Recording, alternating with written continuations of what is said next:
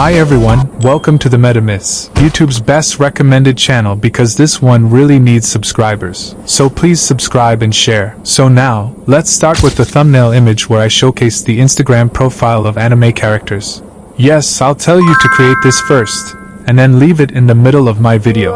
But don't worry, you can, because it's your phone. And second, I want to talk about how this image generation works. So, to make this Instagram looking account, first you need to take any Instagram page image from a browser search. Then go to Gemini and use this prompt. Make this Instagram page for anime character name with number of followers. The number of posts should be low. Change the text according to the anime character's profile. Make sure there are no spelling mistakes. And yeah, I won't give this prompt in the description. For this prompt, like and subscribe.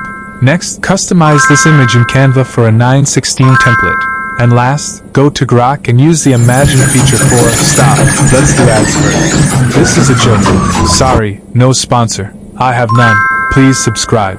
Grok's Imagine for image to video. Just upload the saved image of the profile, and boom, video complete. Hey, wait. Please watch the full video. Did you see how simple this image creation or generation is? Just give a prompt, and it generates an image or video. How does it work?